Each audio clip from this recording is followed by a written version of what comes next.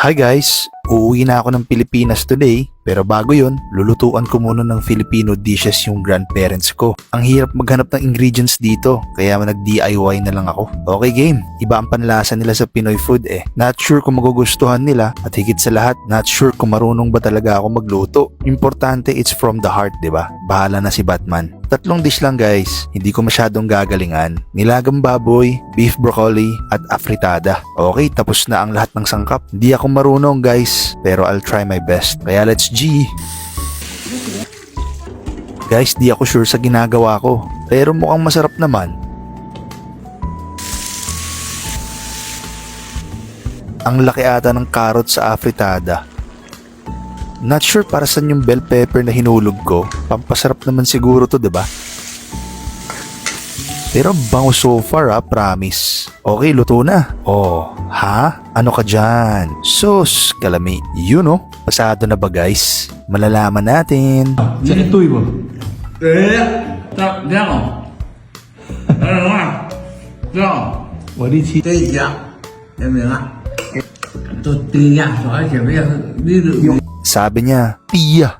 It means, ang tamis daw ng sabaw. Sabi ko, dahil yan sa katas ng mais. 成就啊！我体会也是什么讲，哎呀，再更掉。 Ang sabi rin nila, tiyak. 这个干嘛的？ It means, masarap or yummy. 就啊，这样啊，我们别了。 Totoo kaya yun? Or love lang nila ako? Basta masaya ako na experience nila yung Pinoy dish from me. Okay, pumasa naman sa panlasa nila. Di nila alam, mali-mali pa yung pagkaluto ko.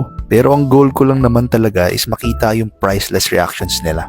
Alright guys, it's time to go. We'll be back here hopefully next year. Kasama naman brother ko. Kitang-kita ko sa mata nila yung lungkot. Ang iksi lang daw ng 2 weeks. Ayaw nila umuwi ako agad kasi taon na naman bago kami magkita ulit. Well, that's life eh. Alam nyo guys, real talk, tignan mo yung buhay.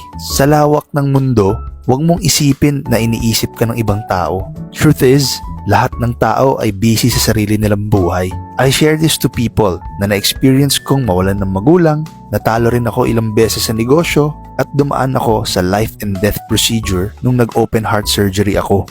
You know what I realized? Pag ang tao pala buhay pa, laging may pag-asa. Dahil yung iba, gusto nilang mabuhay, pero kinuha na sila ni Lord.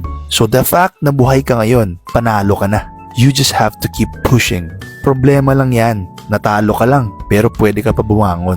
Huwag kang mahihiya sa mga talo mo sa buhay. Lahat yan learnings. Balang araw, yung mga talo mo ang magpapanalo sa'yo. Kasi every winner was once a loser. Alam mo mas nakakahiya? Yung talo ka na, tapos ayaw mo nang bumangon. Yung ginawa mong identity yung pagkatalo mo, kesa gawin mong lesson. Kasi ang totoong talo, hindi yung dadapa ka. Ang totoong talo ay kung sumuko ka na. Bakit mo kailangan lumaban? Simple lang. Kung hindi pa ito ang final chapter ng kwento mo, ituloy mo lang. Malay mo, panalo ka na sa next chapter.